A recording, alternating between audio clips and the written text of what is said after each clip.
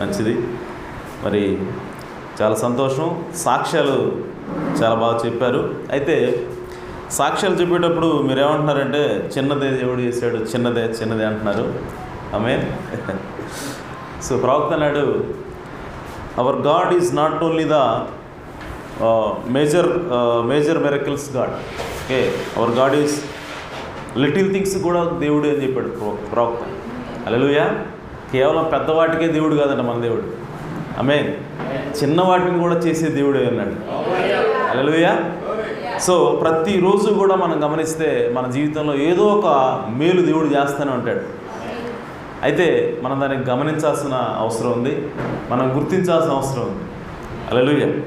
అందుకోసమే ప్రవక్త అంటాడు, యాపిల్ చెట్టు కిందన్న పందిలాగా ఉండొద్దు.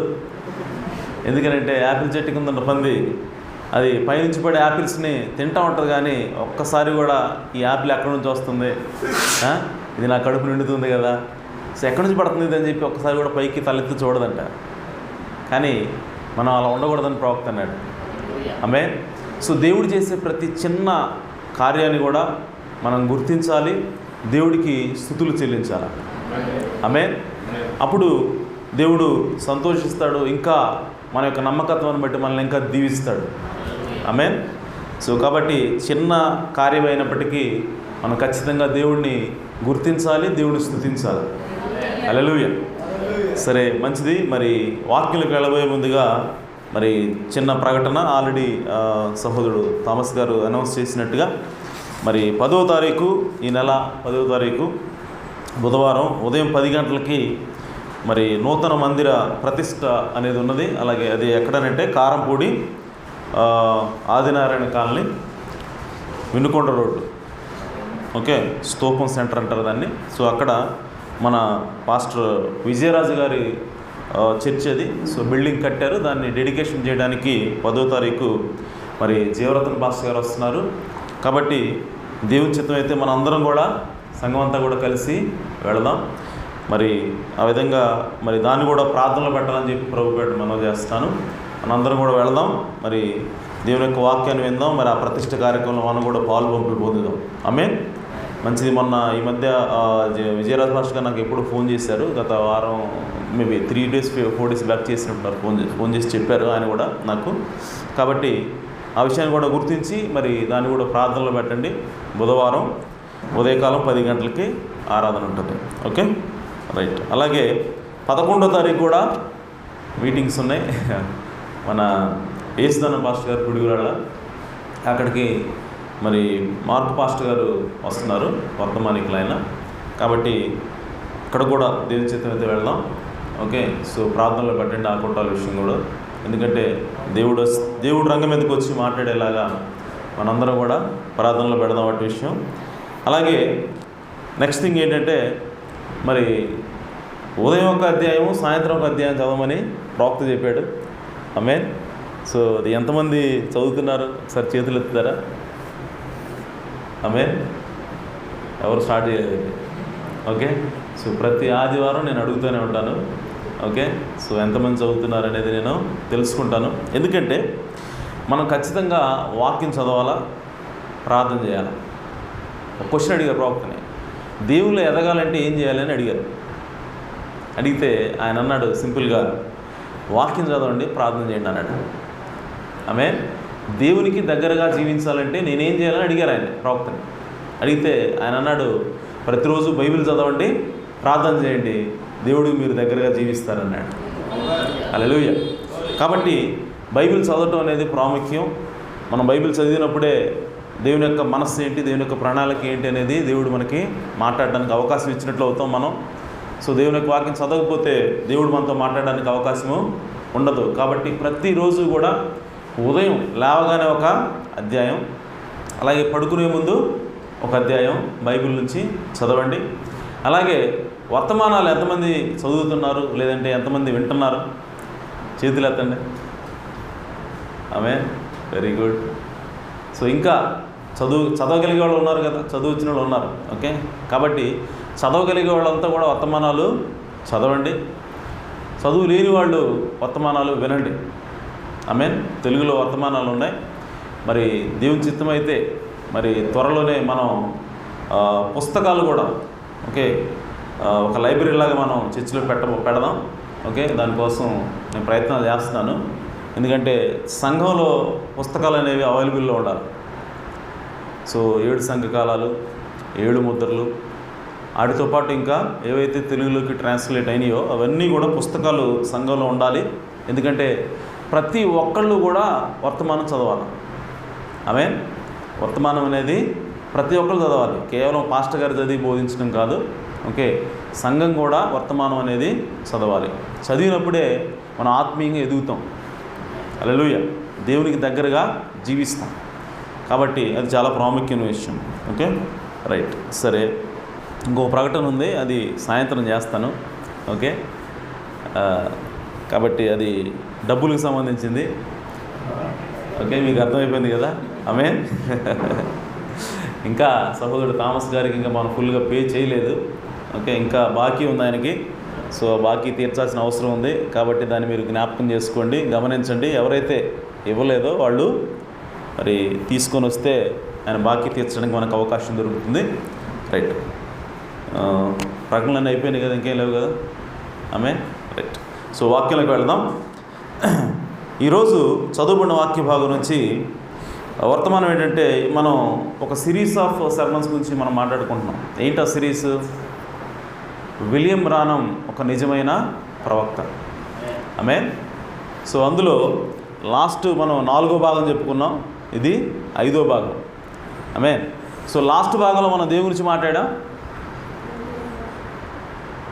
యేసుక్రీస్తు యొక్క పౌలు గారు క్రొత్త నిబంధన మోషే అన్నాడు. ఆమేన్. సో లాస్ట్ టైం దేని గురించి మాట్లాడామంటే, పోయిన ఆధారం పౌలు గారు క్రొత్త నిబంధన మోషే అన్నాడు. ఆమేన్. సో పాత నిబంధనకి ప్రవక్త ఎవరు? మోషే. అయితే మరి క్రొత్త నిబంధనకి ప్రవక్త ఎవరు అంటే, మూలం పునాది ఎవరు వేశారు అని అంటే బైబిల్ చెప్తా ఉంది, పౌలు గారు వేశారు. హల్లెలూయా. కాబట్టి ప్రవక్త ఏమన్నాడంటే, Paul is the Moses of New Testament. Amen. Paul is the Moses of New Testament. అంటే పౌలు క్రొత్త నిబంధన మోషే ఉన్నాడు. హల్లెలూయా. ఎందుకు ఆ మాట అన్నాడు అని అంటే, మనకు తెలుసు మోషే మొదటి 5 పుస్తకాలు రాశాడు. అలాగే పౌలు గారు కూడా క్రొత్త నిబంధనలో చాలా వరకు పుస్తకాలు ఆయనే రాశాడు. ఆమేన్. 14 పత్రికలు రాశాడు ఆయన. ఓకే, మొత్తం ఎన్ని ఉన్నాయి? 27 పుస్తకాలు, 29 పుస్తకాలు ఉన్నాయి క్రొత్త నిబంధన. 27. సో 27 పుస్తకాల్లో 14 పుస్తకాలు ఎవరు రాశారు?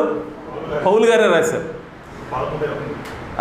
ఇక సో 11 ఉన్నాయి. కాబట్టి సో దాన్ని బట్టి ప్రవక్త ఏమంటున్నాడంటే, పౌలు గారు క్రొత్త నిబంధన మోషే అన్నాడు. ఆమేన్. అలాగే మోషే ఏ విధంగా అగ్నిస్తంభాన్ని కలుసుకున్నాడు, ఆమేన్, పౌలు గారు కూడా అగ్నిస్తంభాన్ని కలుసుకున్నాడు. ఆమేన్. మోషే గారు తాను చూడనటువంటి విషయాలను ఏ విధంగా రాశాడు. ఆమేన్. సో మోషే గారు దేని గురించి రాశాడు? సృష్టి గురించి రాశాడు. ఆమేన్. భూమి ఆకాశాలు దేవుడు సృష్టించాడని. ఆమేన్. ఆ తర్వాత భూమిని, ఓకే, అందులో ఉన్న సమస్తాన్ని దేవుడు 6 రోజుల్లో సృష్టించాడని. అలాగే ఆదాం గురించి, ఓకే, షేతు, కయ్యను, వీళ్ళందరి గురించి కూడా ఎవరు రాశారు? మోషే రాశాడు. కానీ మరి వాళ్ళ కాలంలో మోషే ఉన్నాడా? లేడు. మోషే చూడలేదు. సో చూడని సంగతుల్ని ఎవరు రాశారు? మోషే రాశాడు. ఎలా రాయగలిగాడనంటే అగ్నిస్తంభం కలుసుకోవటం ద్వారా. హల్లెలూయా. సో అలాగే ఇన్ ద సేమ్ వే పౌలు గారు కూడా యేసుక్రీస్తు గురించి, ఓకే, అనేకమైనటువంటి కార్యాలు, ఓకే, బైబిల్లో ఉన్నటువంటి అనేకమైనటువంటి మర్మాలని పౌలు గారు బయటికి తీసి వాటి గురించి రాశాడు. ఓకే, ఆయన చూడని విషయాలను కూడా ఆయన చూసినట్టుగా రాశాడు. ఆమేన్. సో అది ఎందుకోసం రాశాడంటే, ఆయన కూడా అగ్నిస్తంభాన్ని కలుసుకున్నాడు. హల్లెలూయా. సో కాబట్టి ప్రవక్త ఏమంటాడంటే, Paul is the Moses of New Testament. Okay, క్రొత్త నిబంధన మోషే అన్నాడు. సో అది మనం పోయిన ఆదివారం చూసాం. ఓకే, సో ఈరోజు నేను దేని గురించి మాట్లాడాలనుకుంటున్నానంటే, 3వ రాకడ గురించి నేను మాట్లాడాలనుకుంటున్నాను. ఆమేన్. సో 3వ రాకడకి ముందు, ఓకే, మోషే ఏరియాలు రావాలి. హల్లెలూయా. సో ఈరోజు నా అంశం ఏంటంటే, 3వ రాకడకి ముందు మోషే ఏలియాలు వచ్చుట. హల్లెలూయా. 3వ రాకడకి ముందు మోషే ఏలియాలు వచ్చుట. ఓకే, సో వాళ్ళు ఎందుకు రావాలి, వాళ్ళు వచ్చి ఏం చేస్తారు, ఇవన్నిటి నుంచి కూడా ఈరోజు మనము ధ్యానం చేద్దాం. ఓకే, సో ఒకసారి నేను ఓవర్వ్యూ చేస్తాను, రీక్యాప్ వేస్తాను. ఓకే, ఇక్కడ ఆల్రెడీ మనం రాసి ఉంచాం మొదటి రాకడ. ఓకే, సో దానికంటే ముందు ఎవరు వచ్చారు? ఏలియా ఆత్మతోటి యోహాను వచ్చాడు. ఓకే, అలాగే రెండవ రాకడికి ముందు కూడా ఏలియా రావాల్సి ఉంది. దీని గురించి మనం డిస్కస్ చేయాలి యాక్చువల్గా. ఓకే, మన టార్గెట్ అంటే ఏంటి? ఈ రెండవ రాకడికి ముందు వచ్చే ఏలియా ఎవరు చూడటమే మన టార్గెట్. ఓకే, అయితే నేనేం చేస్తున్నానంటే దీనికి వెళ్ళబోయే ముందుగా ఓకే దీని చుట్టూ ఉన్నటువంటి విషయాలన్నింటినీ కూడా నేను కవర్ చేస్తున్నాను అన్నమాట. ఆమె రెండవ రాకడికి ముందుగా వచ్చే ఏలియా గురించి మనం డిస్కస్ చేయాలా. సో దానికంటే ముందు ఇవన్నీ ఎందుకు చెప్తున్నానంటే ఇవన్నీ కూడా మనకు తెలియాలి. ఫస్ట్ తెలిసిన తర్వాత అప్పుడు మనం లోపలికి వెళ్ళాలి. ఆమేన్. అందుకోసమే ఇప్పుడు మొదటి రాకడికి ముందు ఏలియా వస్తున్నాడు, అలాగే మూడో రాకడికి ముందు కూడా ఏలియా వస్తున్నాడు, బైబిల్లో ఉంది. ఓకే, అలాగే ఈ ధర్మశాస్త్ర యుగం అనేది ఉంది ఇశ్రాయేలీయులకి. ఈ ధర్మశాస్త్ర యుగం ప్రారంభం ఎవరు అంటే మోషే ఉన్నాడు. ఓకే, అలాగే అన్యులకు వచ్చేసరికి కృపాయుగం ఉంది. సో ఈ కృపాయుగం ప్రారంభంలో ఎవరున్నారు? పౌలు గారు ఉన్నారు. ఈ పౌలు గారు ఎవరు అంటే మోషేలాగా ఉన్నాడని చెప్పి మనము పోయిన ఆదివారం చూసాం. ఓకే, సో ఇక్కడ అలాగే ఈ మూడో రాకడ ముందు ఇది ఏ యుగం అని అంటే ఇశ్రాయేలుకి మళ్ళా కృపాయుగం. హల్లెలూయా. ఇశ్రాయేలుకి ఇక్కడ ధర్మశాస్త్ర యుగం ఉంది, కానీ వాళ్ళకి కృప చూపించబడలే ఇంకా. ఆమేన్. అన్యులకు మాత్రమే కృప చూపించబడింది. మరి ఇశ్రాయేలుకి కూడా కృప రావాలి కదా. ఆమేన్. సో ఆ కృపాయుగం అనేది ఇక్కడ స్టార్ట్ అవబోతూ ఉంది. ఆమేన్. సో ఆ కృపాయుగం ఎవరితో స్టార్ట్ అవుతుందంటే మళ్ళీ మోషే ఏలియాలతో దేవుడు చేస్తా ఉన్నాడు. హల్లెలూయా. ఇక్కడ మోషేతో స్టార్ట్ చేశాడు. ఓకే, మళ్ళీ ఇప్పుడు కృపాయుగం వీళ్ళకి వెళ్తూ ఉంది. వెళ్ళేటప్పుడు ఎవరి ద్వారా వెళ్తూ ఉంది అని అంటే మోషే ఏలియాల ద్వారా వాళ్ళకి కృప వెళ్తూ ఉంది. హల్లెలూయా. సో కాబట్టి ఈరోజు మనం దీని గురించి చూస్తున్నాం. ఓకే, మూడో రాకడికి ముందు మోషే ఏలియాలు రావటం, వాళ్ళు ఎందుకోసం వెళ్తున్నారు ఇశ్రాయేల్ దగ్గరికి, అది ఈరోజు మనము చూడాల్సింది. ఓకే, సో ఇప్పుడు చదివి ఉన్నటువంటి వాక్యం మళ్ళీ ఒకసారి చదువుదాం. ఈ వాక్య భాగం దేనికి సంబంధించింది అంటే ఇది మూడో రాకడికి సంబంధించింది. ఆమేన్. సో జకర్యా గ్రంథం 12వ అధ్యాయము 10వ వచనం, దావీదు సంతతి వారి మీదను యెరూషలేము నివాసుల మీదను. ఎవరంట వీళ్ళు? దావీదు సంతతి, యెరూషలేము నివాసులు అనగా ఎవరు వీళ్ళు? ఇశ్రాయేలీయులు. ఆమేన్. సో వీళ్ళ మీదకి ఏమొస్తుందంట? కరుణ నొందించు ఆత్మ. ఆమేన్. అనగా స్పిరిట్ ఆఫ్ గ్రేస్. హల్లెలూయా. కృపను అందించే ఆత్మ అంటే కృపను తీసుకొచ్చే ఆత్మని ఎవరి మీద కుమ్మరిస్తాడంటే దేవుడు ఇశ్రాయేలీయుల మీదకి తీసుకొస్తున్నాడు. ఆమేన్. సో ఈ మొదటి రాకడలో వచ్చినప్పుడు ఇశ్రాయేలీయులు ఏం చేశారంటే ఆ కృపను త్రోసివేశారు. ఆమేన్. ఆ కృపని త్రోసివేశారు కాబట్టి ఇప్పుడు యేసు ప్రభు ఎక్కడికి వెళ్ళాడంటే అన్యుల దగ్గరికి వెళ్ళాడు. ఓకే, అయితే ఇప్పుడు కృప అనేది మరలా ఇశ్రాయేలీయుల మీదకి రాబోతా ఉంది అని చెప్పి దేవునికి వాక్యం తెలియజేస్తా ఉంది. హల్లెలూయా. ఈ జకర్యా గ్రంథంలో ఏం చెప్తున్నాడంటే దేవుడు నేను మరలా కృపని ఇశ్రాయేలీయుల మీదకి తీసుకురాబోతా ఉన్నాను. ఓకే, సో ఆ కృప వచ్చినప్పుడు ఆ విజ్ఞాపన చేసేటువంటి ఆత్మ నేను కుమ్మరింపగా, ఆమేన్. సో ఆ విజ్ఞాపన చేసే ఆత్మని అలాగే ఆ కృపా ఆత్మని ఇశ్రాయేలు మీద కుమ్మరించినప్పుడు ఏం జరుగుతుందంట వాళ్ళకి అని అంటే చూడండి, వారు తాము పొడిచిన నా మీద దృష్టి ఉంచి. హల్లెలూయా. ఎవరంట? ఆయన పొడిచారంట ఆయన్ని. ఓకే, సో వాళ్ళు నన్ను పొడిచారు. ఓకే, వారు తాము పొడిచిన, ఎవరు పొడిచారంట ఆయన్ని? వాళ్ళే పొడిచారంట. అంటగా ఇశ్రాయేలు పొడిచారు ఆయన్ని. పొడిచిన ఆయన ఇప్పుడు దోస్తున్నారంట వాళ్ళు. ఆమేన్. చూస్తున్నారంటే ఇది ఏ రాకడ? ఇది మూడో రాకడ. అంటే ఎక్కడున్నాడైనా ఇశ్రాయేల్ దగ్గరకు వచ్చాడు. హల్లెలూయా. సో ఇశ్రాయేల్ దగ్గరకు వచ్చినప్పుడు వాళ్ళు ఏం చేస్తున్నారంటే ఆ ఇశ్రాయేలు ఎవరైతే పొడిచారో ఆయన్ని ఇప్పుడు వాళ్ళు చూస్తూ ఉన్నారు. ఆమేన్. అంటే యేసుక్రీస్తుని వాళ్ళు పొడిచారు, ఆ యేసుక్రీస్తు వాళ్ళ దగ్గరికి వెళ్ళాడు. వెళ్ళినప్పుడు వాళ్ళు ఆయన్ని చూశారు. హల్లెలూయా. దృష్టి నుంచి ఒకడు తన ఏక కుమారుని విషయమై దుఃఖించినట్లు, ఓకే, తన జ్యేష్ఠ పుత్రుని విషయమై ఒకడు ప్రలాపించినట్లు, అతని విషయమై దుఃఖించుచు ప్రలాపింతురు. హల్లెలూయా. సో ఆ ఇశ్రాయేలీలంట దుఃఖిస్తూ ఉంటారంట, ఏడుస్తూ ఉంటారంట. ఎవరిని బట్టి? యేసుక్రీస్తుని బట్టి. యేసుక్రీస్తుని మేము పొడిచాము అయ్యో అని చెప్పి ఒక వాళ్ళ కుమారుడు చనిపోతే ఎలా ఏడుస్తారో, ఒక పెద్ద కుమారుడు కనుక చనిపోతే ఎలా ఏడుస్తారో, ఆ విధంగా యేసుక్రీస్తుని పొడిచినటువంటి ఆ గాయాలను చూసి వాళ్ళు ఏం చేస్తారంటే వాళ్ళు ఏడుస్తూ ఉంటారంట. హల్లెలూయా. అంటే యేసుక్రీస్తే నిజంగా మెస్సియా అని చెప్పి వాళ్ళకి గ్రహింపు వచ్చేసింది. ఆమేన్. సో ఆ గ్రహింపు రావడానికి గల కారణం ఏంటి అంటే దేవుడు వాళ్ళ మీదకి కృపా ఆత్మను కుమ్మరిస్తూ ఉన్నాడు. హల్లెలూయా. అలాగే విజ్ఞాపన చేసే ఆత్మను వాళ్ళ మీద కుమ్మరిస్తూ ఉన్నాడు. సో ఆ విజ్ఞాపన ఆత్మ అలాగా కృప తీసుకొచ్చే ఆత్మను ఎప్పుడైతే దేవుడు వాళ్ళ మీద పంపిస్తాడో వాళ్ళు ఏం చేస్తారంటే యేసుక్రీస్తుని వాళ్ళు గుర్తిస్తారు. హల్లెలూయా. సో ఈ వాక్యం దేనికి సంబంధించింది అని అంటే ఇది మూడో రాకడికి సంబంధించింది. సో ఇది ఇక్కడ యేసుక్రీస్తు అనగా దేవుడు ఏం చెప్తా ఉన్నాడంటే ఇశ్రాయేలీయుల మీదకి మరలా నేను కరుణని కురిపిస్తాను. అన్యుల మీదకి ఏ విధంగా అయితే నేను కృపను తీసుకొని వచ్చానో ఇప్పుడు ఇశ్రాయేలీయుల మీద కూడా నేను కృపను తీసుకొని వస్తాను అని చెప్తున్నాడు. హల్లెలూయా. అలాగే అదే జకర్యా గ్రంథం 13వ అధ్యాయం 1వ వచనంలో దేవుడు మాట్లాడుతున్నాడు ఇంకా, ఆ దినమున పాపమును అపవిత్రతను భరించుటకై దావీదు సంతతి వారి కొరకును యెరూషలేము నివాసుల కొరకును ఊట ఒకటి తీయబడును. హల్లెలూయా. సో ఆ దినమున, ఓకే, ఏ దినం అది? యేసుక్రీస్తు ప్రత్యక్షమయ్యే దినము. ఏంటి ఆ దినము అని అంటే ఊట ఒకటి ఓపెన్ చేసే దినం అంటది. ఆమేన్. ఊట ఒకటి బయలుపరిచే దినం. సో ఆ ఊట ఏమిటి అని అంటే ఆ ఊట ఎవరో కాదు, అది యేసుక్రీస్తు అన్నాడు. హల్లెలూయా. సో ఇశ్రాయేలీయుల యొక్క పాపాన్ని, ఓకే, అపవిత్రతని కడగడానికి దేవుడు ఒక ఊటని ఓపెన్ చేస్తా ఉన్నాడంట. హల్లెలూయా. సో ఆ ఏంటి ఆ ఊట అని అంటే ఆ ఊట ఎవరో కాదు, అది యేసుక్రీస్తుని గురించిన ప్రత్యక్షత. హల్లెలూయా. ఆ ఊట ఏదో కాదు, అది వాక్యమై ఉన్నది. ఆమేన్.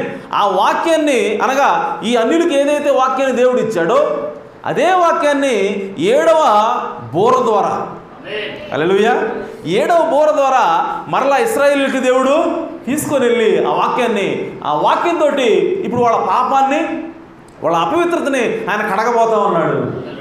హల్లెలూయా. సో ఈ వాక్యం మనకేం చెప్తా ఉందనంటే మన అన్నిలో ఉన్నటువంటి మనకి ఏదైతే వాక్యం వచ్చిందో, ఓకే, ఏదైతే ప్రత్యక్షత వచ్చిందో, ఏదైతే ఓట మన దగ్గరకు వచ్చిందో అదే ఓట ఇప్పుడు మరలా ఇశ్రాయేల్ దగ్గర కూడా వెళ్తూ ఉంది. హల్లెలూయా. సో అన్యుల దగ్గరికి ఏ వాక్యం అయితే వచ్చిందో అదే వాక్యము మరలా ఇశ్రాయేల్ దగ్గర కూడా వెళ్ళబోతా ఉంది. ఆమేన్. అది ఎప్పుడు జరుగుతుందంటే అది యేసుక్రీస్తు ప్రభువు వారు ఇశ్రాయేల్ దగ్గరికి వెళ్ళబోయే ముందు జరుగుతుంది. ఆమేన్. అనగా అది కూడా మూడో రాకడికి సంబంధించిన విషయమే అన్నది. హల్లెలూయా. ఆ తర్వాత అదే 13వ అధ్యాయం 6వ వచనంలో వీళ్ళు ఏం మాట్లాడుతున్నారంటే నీ చేతులకు గాయములేమని వారు అడుగుగా వాడు ఇవి నన్ను ప్రేమించిన వారి ఇంట నేనుండగా నాకు కలిగిన గాయములని చెప్పును. ఆమేన్.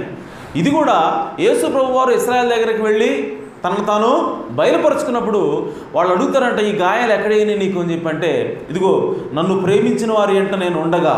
ఆమేన్. అవి వాళ్ళు చేసిన గాయాలని ఆయన చెప్తా ఉన్నాడు. అంటే ఇక్కడ ఇది దేని గురించి మాట్లాడుతూ ఉందంటే క్రీస్తు యొక్క శిలువను చూపిస్తూ ఉంది. హల్లెలూయా. సో ఈ వాక్యం ఏం చూపిస్తుందంటే క్రీస్తు యొక్క శిలువలో ఆయనకైనటువంటి గాయాలని చూపిస్తూ ఉంది. ఆమేన్.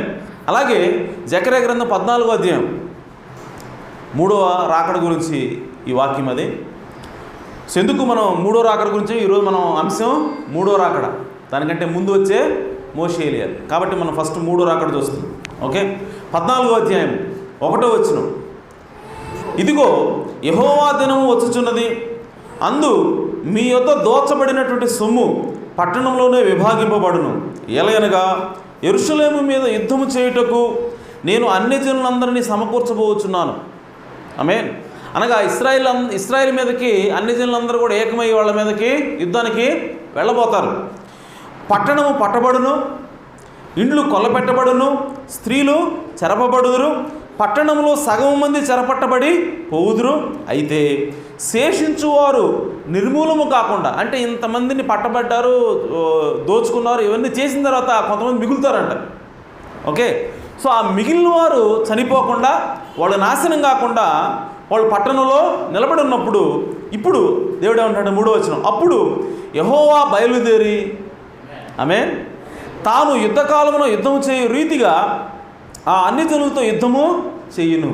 ఆమేన్. సో ఇప్పుడు యెహోవా బయలుదేరి వస్తున్నాడంట. ఎవరితో, దేనికోసం అంటే అన్యులతో ఇశ్రాయేలు తరపున యుద్ధం చేయడానికి. హల్లెలూయా. ఆ దినమున, ఇప్పుడు చూడండి, ఆ దినమున యెరూషలేము ఎదుట తూర్పు తట్టునున్న ఒలీవ కొండ మీద ఆయన పాదములు ఉంచగా. ఆమేన్. సో ఇప్పుడు యేసుక్రీస్తు ప్రభువు ఎక్కడికి వస్తాడు? ఒలీవ కొండ మీద ఆయన పాదాలు నిలుపుతాడని దేవునికి వాక్యం ఇక్కడ స్పష్టంగా రాయబడింది. ఇది ఎక్కడ వస్తున్నాడు ఆయన? ఇది ఎన్నో రాకడా అంటే ఇది 3వ రాకడా. ఆమేన్. సో మొదటి రాకడ యేసు ప్రభు శరీరం ధరించుకొని వచ్చాడు. 2వ రాకడ ఆయన వధువుని తీసుకొని వెళ్ళడానికి ఎత్తబాటు సమయంలో ఆయన మధ్య ఆకాశంలోకి వస్తా ఉన్నాడు, అది 2వ రాకడ. ఇప్పుడు 3వ రాకడ ఎక్కడికి వస్తా ఉన్నాడంటే ఇశ్రాయేలు తరపున యుద్ధం చేయడానికి. ఆమేన్. ఆయన ఒలీవల కొండ మీద దిగుతూ ఉన్నాడు. హల్లెలూయా. అది 3వ రాకడ ఉన్నది. ఆమేన్. సో ఇప్పుడు ఈ 3వ రాకడకి వచ్చినప్పుడు ఏమవుతుందంటే, ఇంకా చూద్దాం ముందుకి. ఆయన పాదం నుంచగా ఒలీవ కొండ తూర్పు తట్టునకును పడమటి తట్టునకును నడిమికి విడిపోయి సగము కొండ ఉత్తరపు తట్టునకును సగము కొండ దక్షిణపు తట్టునకును జరుగును గనుక విశాలమైన లోయ ఒకటి ఏర్పడును. కొండల మధ్య కనబడు లోయ ఆజీలు వరకు సాగగా మీరు ఆ కొండ లోయలోనికి పారిపోదురు. యోధారాజైన ఉజ్జియా దినములలో కలిగిన భూకంపమునకు మీరు భయపడి పారిపోయినట్లు మీరు పారిపోదురు. అప్పుడు నీతో కూడా ఇప్పుడు చూడండి, అప్పుడు ఆ సమయంలో ఎవరు వస్తారంట ఆయనతో పాటు, దేవుడితో పాటు? అప్పుడు నీతో కూడా పరిశుద్ధులందరూ వచ్చెదరు. హల్లెలూయా. అనగా 3వ రాకడలో యేసుక్రీస్తు ఇశ్రాయేలు తరపున యుద్ధం చేయడానికి ఆ ఒలీవల కొండ మీద దిగినప్పుడు ఆయనతో పాటు పరిశుద్ధులు కూడా వస్తారంట. హల్లెలూయా. అనగా ఆయనతో పాటు ఆయన వధువు కూడా ఆయనతో పాటు వస్తుంది. ఆమేన్. సో నా దేవుడైన యెహోవా ప్రత్యక్షమగును. ఆమేన్. సో ఇది 3వ రాకడికి సంబంధించినటువంటి అంశము. ఇది ఎక్కడికి వస్తున్నాడంటే యేసు ప్రభు ఇశ్రాయేలు దగ్గరికి వస్తూ ఉన్నాడు. ఆమేన్. రైట్. సో ఇప్పుడు ప్రియ సోదరి సోదరులారా, మనం ముందుకెళ్దాం. మనం మాట్లాడుకుంటాం ఈ 3వ రాకడికి ముందు మోషే ఏలియాలు రావాలి. ఓకే, సో మోషే ఏలియాలు ఎందుకు వస్తూ ఉన్నారు అని అంటే, ప్రియ సోదరి సోదరులారా, దేవుని ప్రవక్త అన్నాడు 7వ ముద్రను తెరిచింది ఎవరు అని అంటే ప్రవక్తలు తెరిచారు అన్నాడు. 7వ ముద్రను ఓపెన్ చేసింది ఎవరు? ప్రవక్తలు ఓపెన్ చేశారు. అలాగే ప్రవక్త ఓపెన్ చేశాడు. 6వ ముద్రను తెరిచింది ఎవరంటే 6వ ముద్రను తెరిచింది కూడా ప్రవక్తలే అన్నాడు ఆయన. ఆమేన్. 6వ ముద్రను తెరిచింది ప్రవక్తలు. అనగా 6వ ముద్ర ఓపెన్ చేయాలంటే ఒక ప్రవక్త అవసరమై ఉన్నాడు. అలాగే ప్రవక్తలు దాన్ని ఓపెన్ చేశారు. అలాగే 7వ ముద్రను ఓపెన్ చేయడానికి కూడా ప్రవక్త అవసరం. ఆమేన్.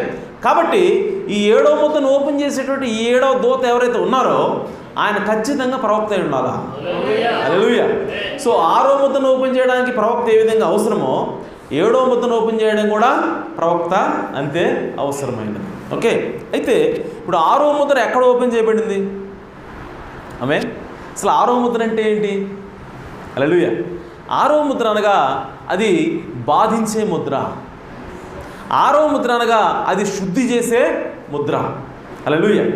సో అది ఏం చేస్తూ ఉందనంటే, ఎవరైతే దేవుని యొక్క వాక్యానికి గుడ్డివారుగా చేయబడ్డారో, ఎవరైతే దేవుని యొక్క వాక్యాన్ని వాళ్ళు నడిపించేటువంటి నాయకుల ద్వారా వాళ్ళు దాన్ని తిరస్కరించారో వాళ్ళు ఏం చేస్తారంటే, దేవుడు ఆ 6వ ముద్ర కింద తీసుకెళ్ళి వాళ్ళని శ్రమల పాలు చేసి వాళ్ళ శ్రమ ద్వారా వాళ్ళని శుద్ధి చేసి వాళ్ళని దేవుడు రక్షిస్తాడట. హల్లెలూయా. అనగా ఇంకో మాటలో చెప్పాలంటే 6వ ముద్ర కింద ఎవరైనా సరే వచ్చారనంటే ఆమేన్ వాళ్ళు రక్షించబడతారు. హల్లెలూయా. 6వ ముద్ర కిందకు వచ్చారంటే వాళ్ళు రక్షించబడతారు. సో 6వ ముద్ర ఎవరికి ఓపెన్ అయింది అని అంటే బైబిల్లో మనం చూస్తే మొట్టమొదటిసారి యేసు ప్రభు మొదటి రాకడలో వచ్చినప్పుడు కొంతమంది ఆయన్ని తిరస్కరించారు. ఓకే, ఆ తిరస్కరించిన 2 గ్రూపులు ఉన్నాయండి. ఇది జాగ్రత్తగా గమనించండి. తిరస్కరించిన వాళ్ళు 2 గ్రూపులు ఉన్నాయి. ఓకే, ఒక గ్రూప్ ఏమో తెలిసి కావాలనే తిరస్కరించారు యేసుప్రభుని. ఆమేన్. ఈయన రాబోయే మెస్సియా ఈయనే అని తెలిసి, ఓకే, వాళ్ళు బాగా ఎరిగి ఉండి ఆ యేసుక్రీస్తు వాళ్ళు కావాలనే తిరస్కరించారు. ఇది ఒక బ్యాచ్. ఓకే, ఇంకొక బ్యాచ్ ఏంటంటే ఆయన మెస్సియా అని చెప్పి తెలియక, ఓకే, వాళ్ళ యొక్క పాస్టర్ గారు చెప్పిన దాన్ని విని గుడ్డివాళ్ళు అయ్యి, ఓకే, యేసుక్రీస్తుని తిరస్కరించి, ఆమేన్, వాళ్ళు ఏమన్నారంటే ఆ రక్తము మా మీద మా పిల్లల మీద ఉండునుగాక. హల్లెలూయా. సో ఇక్కడ 2 గ్రూపులు కనబడతా ఉన్నాయి. ఒకటేమో కావాలని వాక్యాన్ని తోసేశారు, ఇంకొకళ్ళేమో గుడ్డితనంతో తెలియక వాళ్ళు యేసుక్రీస్తు యొక్క వాక్యాన్ని తిరస్కరించారు. అయితే ఇప్పుడు చూడండి, 6వ ముద్ర ఎవరికి ఓపెన్ చేయబడుతుంది అని అంటే కావాలనే తిరస్కరించిన వాళ్ళు కాదు. ఆమేన్. కావాలని తిరస్కరించిన వాళ్ళకి ఇక కృప అనేది ఉండదు. ఆమేన్. ఎందుకంటే ఒక్కసారి వెలిగించబడిన తర్వాత అతను కనుక ఆరిపోతే అతను మళ్ళీ వెలిగించడం అసాధ్యమని బైబిల్ చెప్తా ఉంది. హల్లెలూయా. ఒకడు జ్ఞానము తెలుసుకొని జ్ఞానం చేత వెలిగింపబడి ఆ తర్వాత వాళ్ళు మరలా లోకంలో కలిసిపోతే వాడిని మరలా తిరిగి తీసుకురావటం అసాధ్యమని బైబిల్ చెబుతూ ఉంది. అలాగే ఈ శాస్త్రులు పరిసయ్యులు యేసుక్రీస్తు మొదటి రాకడలో ఏం చేశారంటే ఈయన నిజంగా దేవుని కుమారుడు, ఈయనే నిజంగా రాబోయే మెస్సియా అని చెప్పి వాళ్ళకి తెలిసి కావాలనే వాళ్ళ యొక్క డినామినేషన్, వాళ్ళ యొక్క పరపతిపోద్దని, లేదంటే వాళ్ళ యొక్క ఇగోకి సాటిస్ఫై అవ్వలేదని చెప్పి వాళ్ళు ఏం చేశారంటే యేసుక్రీస్తుని త్రోసేశారు కావాలని. కాబట్టి వాళ్ళకి క్షమాపణ అనేది ఉండదు. హల్లెలూయా. ఆ నికోదేము వచ్చినప్పుడు ఏమన్నాడు నికోదేము? ఒకడు పైనుంచి అంటే దేవుని దగ్గర నుంచి అధికారం, దేవుని దగ్గర నుంచి పంపబడితేనే తప్ప ఇలాంటి కార్యాలు చేయలేరు నాకు తెలుసు అన్నాడు ఆయన. ఆయన ఏమన్నాడు? ఒకడు పైనుంచి దేవుడి దగ్గర నుంచి వస్తేనే తప్ప ఇలాంటి కార్యాలు చేయలేడని మాకు తెలుసు అన్నాడు ఆయన. నాకల్లా మాకు తెలుసు అన్నాడు. అంటే ఆ నికోదేముతో పాటు ఉన్నటువంటి ఆ శాస్త్రులు పరిసరాలందరికీ కూడా ఆ విషయము తెలుసు, యేసుక్రీస్తు నిజంగా దేవుని చేత పంపబడ్డాడని. ఓకే, కానీ నికోదేము ఒక్కడే నమ్మాడు. నికోదేము ఒక్కడే అంగీకరించాడు. కానీ మిగిలిన వాళ్ళు ఏం చేశారు? తెలిసి కూడా కావాలని తిరస్కరించారు. కాబట్టి వాళ్ళకి క్షమాపణ అనేది లేదు. మరి ఎవరిని దేవుడు క్షమిస్తూ ఉన్నాడు? 6వ ముద్ర ఎవరికి ఓపెన్ చేస్తూ ఉన్నాడు? 6వ ముద్ర యొక్క పర్పస్ ఏంటి అని అంటే, ఎవరైతే మనుషుల చేత గుడ్డివాళ్ళు చేయబడి, పాస్టర్ గారి చేత గుడ్డివాళ్ళు చేయబడి వాక్యాన్ని తిరస్కరిస్తారో వాళ్ళని రక్షించేటువంటి దేవుని మార్గమే 6వ ముద్ర. హల్లెలూయా.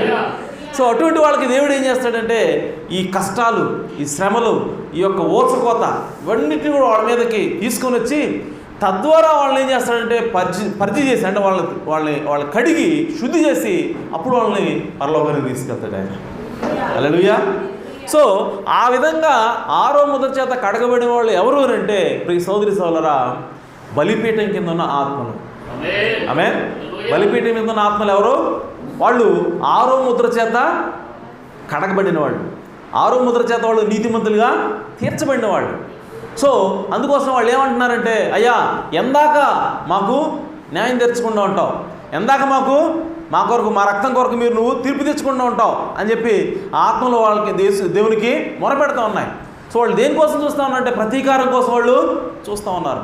సో ఎందుకు ఆ విధంగా మాట్లాడుతున్నారంటే దేవుని నామం నిమిత్తము వాళ్ళు చంపబడ్డారు. హల్లెలూయా. సో ఆ బలిపీఠం కింద ఆత్మలు ఎవరున్నారంటే యేసుక్రీస్తు కాలంలో, యేసుక్రీస్తు చనిపోయి వెళ్ళిపోయిన తర్వాత తీతు అనేవాడు ఒకడు వచ్చాడు. ఆమేన్. వచ్చి యెరూషలేమును ముట్టడి వేసి ఆ విధంగా చంపినప్పుడు గుర్రం యొక్క కళ్ళాలు ఉంటాయి కదా, గుర్రానికి కళ్ళాలు అంత లోతుని రక్తం అనేది పారింది. అనగా ఆ రకంగా ఆ తీతు టైటస్ అనేవాడు ఓచకోత కోసాడు. సో ఆ కాలంలో చంపబడిన వాళ్ళు ఎక్కడికి వెళ్ళారు? బలిపీఠం కిందన ఆత్మల్లాగా ఉన్నారు. ఆమేన్. ఆ తర్వాత 2వ ప్రపంచ యుద్ధ సమయంలో, ఆమేన్, 2వ ప్రపంచ యుద్ధ సమయంలో హిట్లర్, ముస్సోల్ని ఇలాంటి నియంత్రణ చేత ఇశ్రాయేలీలు ఓచకోత కోయబడ్డారు. ఆమేన్. సో వాళ్ళందరూ కూడా ఇప్పుడు ఎక్కడికి వెళ్తా ఉన్నారు? బలిపీఠం కిందన ఆత్మలు. ఆమేన్. సో వాళ్ళు ఆ విధంగా బలిపీఠం కింద ఆత్మ దగ్గరికి వెళ్ళిపోయిన తర్వాత ఆ ఆత్మ మొరపెడతా ఉన్నాయి, ప్రభువా ఎందాక మాకు ప్రతీకారం తెచ్చుకుంటాం అని చెప్పి. అంటే ఒక స్వరం మాట్లాడుతుంది వాళ్ళతోటి, ఏమనంటే మీతో పాటు ఇంకా జాయిన్ అయ్యేవాళ్ళు కొంతమంది ఉన్నారు. ఆమె మీరు ఏ విధంగా చంపబడ్డారో హతసాక్షులుగా, ఓకే, మీలాగే చంపబడబోయే వాళ్ళు కొంతమంది ఉన్నారు. వాళ్ళు వచ్చినప్పుడు మీకు తెల్లటి వస్త్రాలు ఇవ్వబడతాయి. హల్లెలూయా. సో ఇంకా రావాల్సిన వాళ్ళు ఎవరు అంటే ప్రియ సోదరి సోదరులారా, ఈ మోషే ఏలియాల కాలంలో, ఆమె ఈ మోషే ఏలియాల కాలంలో 1,44,000 మంది ఊచకోతగా ఇవ్వబడతారు. ఆమె 1,44,000 మంది చంపబడపోతారు. వాళ్ళు వెళ్ళి ఆ బలిపీఠం ఆత్మలతో జాయిన్ అయినప్పుడు వాళ్ళకి ఇప్పుడు నీతిమంతులుగా తీర్చబడతారు. వాళ్ళకి ఇప్పుడు తెల్లని వస్త్రాలు ఇవ్వబడతాయి. హల్లెలూయా. అంటే వాళ్ళ యొక్క నీతీకరణ అనేది సంపూర్తమైపోతుంది. ఎప్పుడనంటే 1,44,000 మంది వాళ్ళతో జాయిన్ అవ్వాలి. ఆ 1,44,000 మందిని పిలిచేది ఎవరు అంటే ప్రకటన గ్రంథంలో ఉన్నటువంటి 11వ అధ్యాయంలో ఉన్నటువంటి మోషే ఏలియాలు పిలుస్తారు. హల్లెలూయా. సో కాబట్టి 6వ ముద్ర దేని చూపిస్తూ ఉందంటే అది కడిగేటువంటి ముద్ర. ఓకే, అది శుద్ధి చేసేటువంటి ముద్ర. ఎవరైతే దేవుని యొక్క వాక్యాన్ని తిరస్కరిస్తారో, ఓకే, వేరే వాళ్ళ చేత గుడ్డివాళ్ళుగా చేయబడి, ఓకే, వాళ్ళని దేవుడు కడిగి శుద్ధి చేసి శ్రమల ద్వారా పరలోకానికి తీసుకెళ్తాడు. ఆమేన్. అయితే ఇప్పుడు మీరు అనుకోవచ్చు, మనం వాక్యాన్ని నమ్మాం, ఓకే, సో వాక్యాన్ని నమ్మిన తర్వాత కొంతమంది ఏం చేస్తారంటే ఈ వాక్యాన్ని వర్తమానం నుంచి నమ్ముతారు, వర్తమానం మార్గదర్శనం తీసుకుంటారు, కానీ వర్తమానం ప్రకారంగా జీవించరు.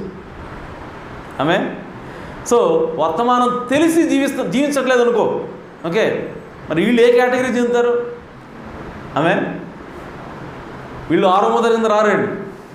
ఓకే, వీళ్ళకి ఆల్రెడీ వాక్యం తెలుసు కానీ జీవించట్లేదంటే వీళ్ళకి 6వ ముద్ర అనేది ఓపెన్ చేయబడింది డైరెక్ట్గా నరకానికే.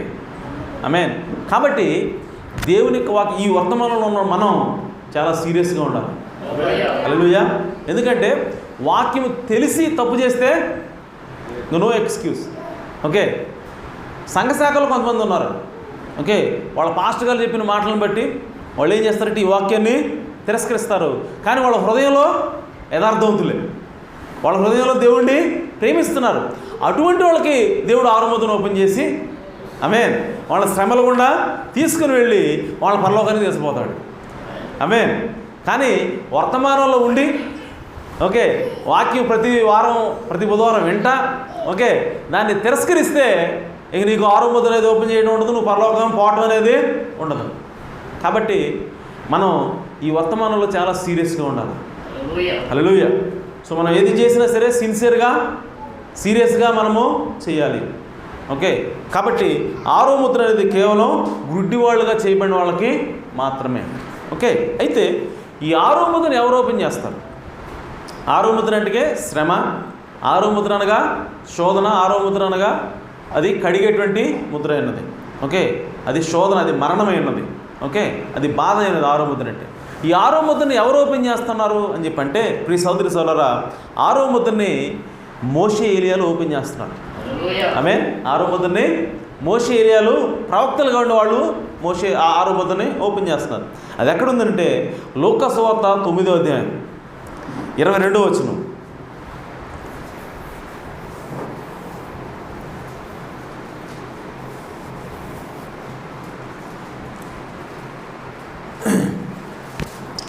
ఈ మోషే 3వ రాకడికి ముందు వచ్చే మోషే ఏలియాల గురించి మనం మాట్లాడాలంటే, ఓకే, 6వ ముద్ర గురించి మాట్లాడాలి.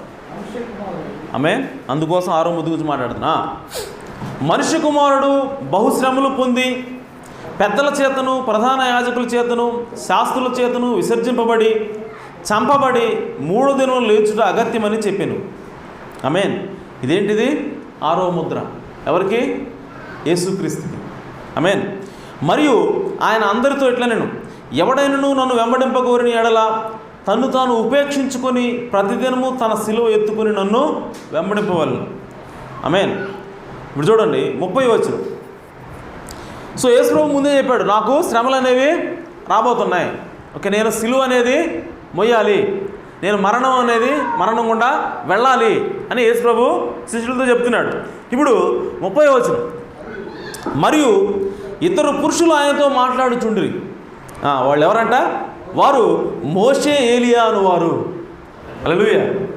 సో మోషే ఏలియాలు వచ్చి ఆ రూపాంతరపరచు కొండ మీద యేసుక్రీస్తుతో మాట్లాడుతున్నారు. ఆమేన్. సో యేసుక్రీస్తు ఆ రూపాంతరపరచు కొండ మీద ఏమయ్యాడంటే ఆయన రూపాంతరం చెందాడు. అనగా దేవుడు ఆయన్ని తన కుమారుడిగా దత్తత తీసుకున్నాడు. హల్లెలూయా. సో మనకు తెలుసు కదా దత్తత కార్యక్రమం. ఓకే, ఒక కుమారుడు పుడతాడు ఇశ్రాయేల్ కుటుంబంలో. పుట్టినప్పుడు అతన్ని కొంత వయసు వచ్చిన తర్వాత ఒక ట్యూటర్ కింద పెడతారు. ఓకే, ఒక టీచర్ కింద పెట్టి అతనికి విద్యాబుద్ధులు నేర్పిస్తారు.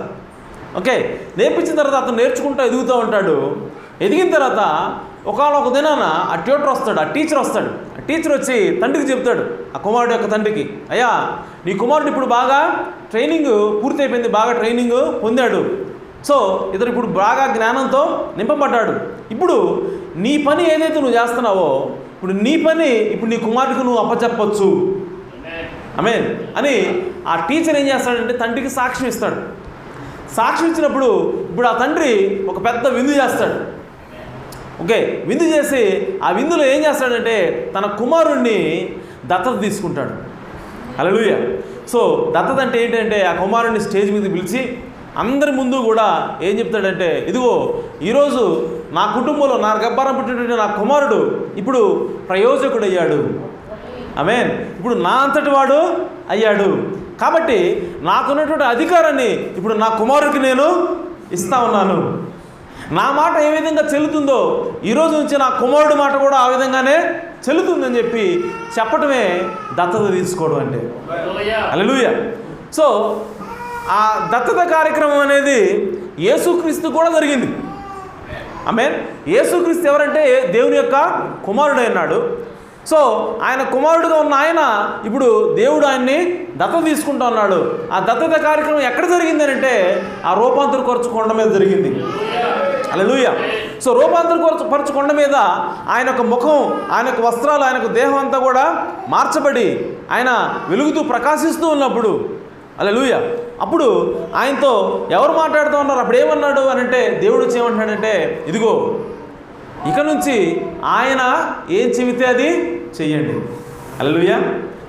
ఇప్పుడు మోషే పేతురు ఏమన్నాడు?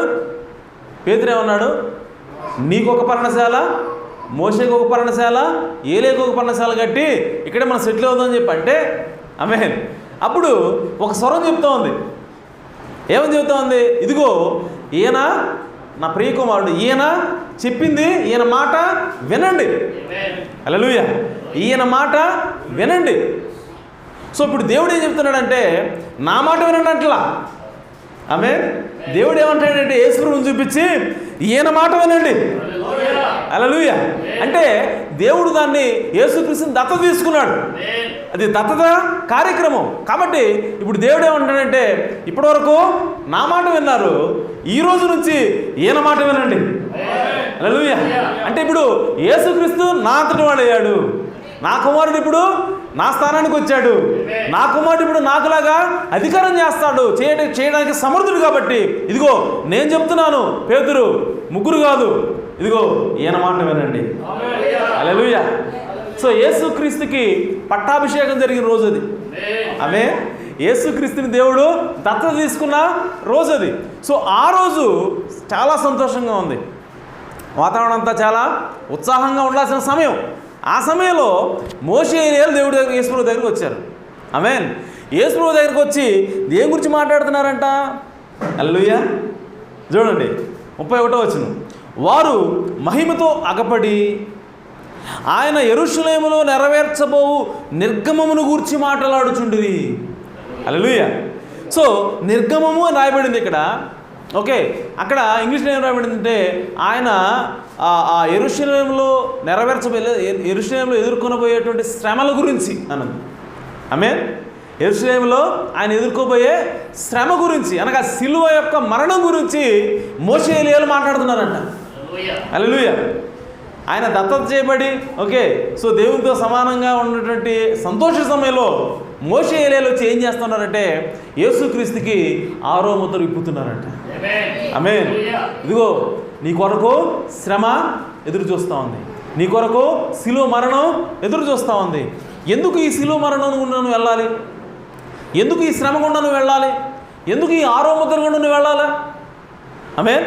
నువ్వు దేవుడు కదా, నువ్వు పరిశుద్ధుడు కదా, నువ్వు పాపం లేనివాడివి కదా. మరి పాపం లేనివాడికి పర్జింగ్ అవసరమా? పాపం లేనివాడికి 6వ ముద్ర అవసరమా? పాపం లేనివాడికి కడగటం అవసరమా? 6వ ముద్ర దేనికోసం అండి? కడగటానికి. పాపాన్ని కడిగి పరలోకంలోకి తీసుకెళ్ళడం కోసం ఉపయోగించే ముద్ర 6వ ముద్ర. శ్రమ, శోధన, మరణం. ఓకే. సో దీన్ని ఇప్పుడు మోషే ఏలియాలు వచ్చి యేసుక్రీస్తుకి ఇస్తున్నారంట. హల్లెలూయా. నువ్వు మరణం అవ్వాలి, నువ్వు శ్రమ అనుభవించాలి, నువ్వు కొట్టబడాలి అని యేసుక్రీస్తు చెప్తూ ఉన్నారు. ఎందుకనంటే వాళ్ళు చెప్తున్నారంట, ఇదిగో ఈ శ్రమల గుండా, ఈ శోధనల గుండా అసలు మరణమే రుచి చూడకుండా వెళ్ళవలసిన గుంపు ఒకటి ఉన్నది. హల్లెలూయా. సో మరణాన్ని రుచి చూడకుండా వెళ్ళబోయేటువంటి గుంపు ఒకటి ఉన్నది. వాళ్ళు మరణం రుచి చూడకూడదంటే వాళ్ళ బదులు నువ్వు చూడాలి. హల్లెలూయా. సో ఇప్పుడు మోషే ఏలియాలు ఏం చెప్తున్నారు? ఎందుకు నీకు ఈ శ్రమలు అవసరం? ఎందుకు నీకు 6వ ముద్ర అవసరం? ఎందుకు ఈ కడగబడే ముద్ర నీకెందుకు వస్తుంది? నువ్వు కడగబడాల్సిన అవసరం లేదు కదా అని అంటే, అప్పుడు మోషే ఏలియాలు చెప్తున్నారు, ఇదిగో కడగబడవలసిన అవసరం ఉన్నది. ఎందుకనంటే మరణం రుచి చూడకుండానే ఎత్తబడేటువంటి ఒక గుంపు ఉన్నది. హల్లెలూయా. సో వాళ్ళ కోసం నువ్వు వెళ్ళాలా? కాబట్టి ఇదిగో 6వ ముద్ర ఓపెన్ చేస్తున్నాము. 6వ ముద్ర గురించి నువ్వు వెళ్ళాలని చెప్పి యేసుక్రీస్తు వాళ్ళు చెప్తా ఉన్నారు. హల్లెలూయా. కాబట్టి ఈ 6వ ముద్రని ఎవరు ఓపెన్ చేస్తున్నారంటే మోషే ఏలియాలు ఓపెన్ చేస్తున్నారు. ఆమేన్. ఆ తర్వాత చూడండి ఆ శ్రమ ఏంటి, ఓకే, ఆ బాధ ఏంటో మనం ఒకసారి లోపలికి వెళ్ళి చూద్దాం. మత్తయి సువార్త 20వ అధ్యాయము 18వ వచనంలో, ఇదిగో యెరూషలేమునకు వెళ్ళుచున్నాము, అక్కడ మనిషి కుమారుడు ప్రధాన యాజకులకును శాస్త్రులకును అప్పగింపబడును, వారు ఆయనకు మరణశిక్ష విధించి ఆయనను అపహసించుటకును కొరడాలతో కొట్టుటకును సిలువ వేయుటకును అన్ని జనులకు ఆయనను అప్పగింతురు, 3వ దినమున ఆయన మరలా లేచును అని చెప్పి మాట్లాడుతున్నాడు. మాట్లాడిన తర్వాత 20వ వచనం, అప్పుడు జబదేకు ఇవన్నీ ఆయన మరణం గురించి, ఆయన అనుభవించబోయే శ్రమల గురించి తన శిష్యులు చెప్తూ ఉన్నాడు. ఆయన చెప్తున్నప్పుడు జబదేయి కుమారుల తల్లి ఇప్పుడు ఏమంటుందంటే, తన కుమారులతో ఆయన వద్దకు వచ్చి 20వ వచనం, నమస్కారం చేసి ఒక మనవి చేయబోగా, నీవేమి కోరుచున్నావు అని ఆయన అడిగిను. అందుకామె, నీ రాజ్యమందు ఈ నా 2 కుమారులలో ఒకడు నీ కుడివైపునను ఒకడు నీ ఎడమ వైపునను కూర్చుండ సెలవిమ్మని ఆయనతో అనెను. అందుకు యేసు, మీరేమి అడుగుతున్నారో అది మీకు తెలియదు, నేను త్రాగబోవు గిన్నెలోనిది మీరు త్రాగగలరా? హల్లెలూయా. సో యేసుక్రీస్తు ఒక గిన్నెను తాగబోతున్నాడంట. ఏం మాట్లాడుతున్నాడు ఆయన? త్రాగబోవు అంటే ఫ్యూచర్లో, భవిష్యత్తులో ఆయన తాగబోతున్నాడు. సో ఆ గిన్నెలోనిది మీరు త్రాగగలరా అంటున్నాడు ఆయన. హల్లెలూయా. సో ఆ గిన్నె ఏమిటంటే అది సిలువ శ్రమ ఉన్నది. ఆమేన్. ఆ గిన్నె ఏమిటంటే సిలువ మరణమై ఉన్నది. ఆమేన్. సో ఇప్పుడు యేసుప్రభువు అంటున్నాడు, నాకులాగా మీరు మరణించగలరా, నాకులాగా మీరు శ్రమ అనుభవించగలరా అని చెప్పి వాళ్ళు అడుగుతున్నాడు. నేను ఏదైతే శ్రమ అనుభవించబోతున్నానో మీరు ఆ శ్రమను అనుభవించగలరా అని చెప్పి ఆయన అడిగితే, ఆయన అందుకు త్రాగలరా అని చెప్పి అడుగుగా వారు త్రాగగలమని. ఆమేన్. వాళ్ళు ఏమంటున్నారు? త్రాగుతామండి అంటున్నారు. ఆయన ఇప్పుడు చూడండి, ఆయన అంటున్నాడు, మీరు నా గిన్నెలోనిది త్రాగుదురు. ఏమన్నాడు ఆయన? మీరు నా గిన్నెలోనిది త్రాగుదురు అంటే నేను ఏ విధంగా శ్రమను అనుభవించానో, నేను ఏ విధంగా మరణం అనుభవించానో మీరు కూడా అనుభవిస్తారు. హల్లెలూయా. మరి ఆ 12 మంది శిష్యులు అనుభవించారా లేదా? హల్లెలూయా. ఆ 12 మంది శిష్యులు హతసాక్షులుగా ఒక్క యోహాను తప్ప మిగిలిన అందరూ కూడా హతసాక్షులు అయ్యారు. మిగిలిన వాళ్ళందరూ కూడా యేసుక్రీస్తు ఏ విధంగా శ్రమ అనుభవించి మరణించాడో ఆ విధంగానే వాళ్ళు చనిపోయారు. కాబట్టి ఆయన ఏమంటున్నాడు? మీరు నా గిన్నెలో త్రాగుదురు. హల్లెలూయా. చెప్పేశాడు, మీరు మరణిస్తారు. ఓకే. కానీ నా కుడివైపునను నా ఎడమవైపునను కూర్చుండించుట నా వశమున లేదు. హల్లెలూయా. ఆమె అడిగింది, కుడివైపున ఒక కుమారుడిని ఎడమవైపున కుమారుడిని కూర్చోబెట్టాయా అని చెప్పి అంటే ఆయన అన్నాడు, అది మాత్రం నా వశంలో లేదు. హల్లెలూయా. నా తండ్రి చేత ఎవరికి సిద్ధపరచబడను అంటే అది ప్రీడెస్టినేషన్ అన్నమాట. అది ముందుగానే నిర్ణయం అయిపోయింది. పొజిషన్ అనేది ముందుగానే నిర్ణయం అయిపోయింది. శ్రమలు అంటావా, ఓకే, నేను ఏదైతే శ్రమ అనుభవించానో నువ్వు కూడా అనుభవిస్తావు. కానీ అధికారం దగ్గరకు వచ్చేసరికి, పొజిషన్ దగ్గరకు వచ్చేసరికి అది ఆల్రెడీ ముందు నిర్ణయం అయిపోయింది. కాబట్టి అది నా చేతిలో ఉండదని యేసు ప్రభు స్పష్టంగా చెప్తున్నాడు. అయితే ప్రియ సోదరి సోదరులారా, ఇక్కడ యేసు ప్రభు ఏమంటున్నాడంటే, నేను ఏదైతే శ్రమ అనుభవించానో అదే శ్రమ మీరు కూడా అనుభవిస్తారు అంటున్నాడు ఆయన. హల్లెలూయా. అయితే ఇక్కడ ఇంకొక విషయం ఏంటంటే, యేసుక్రీస్తు ఎంత శ్రమ అనుభవించాడో అంత శ్రమను అనుభవిస్తామా? ఆమేన్. ఇప్పుడు యేసుక్రీస్తు 2 విషయాలు చేశాడు సిలువలో. ఓకే, ఒకటి ఆ పాత్రలోని తాగాడు. ఆమేన్. రెండవది ఆయన బాప్తిసం పొందాడు. ఆమేన్. యాక్చువల్గా ఇక్కడ ఒకటి మిస్ అవుతుంది.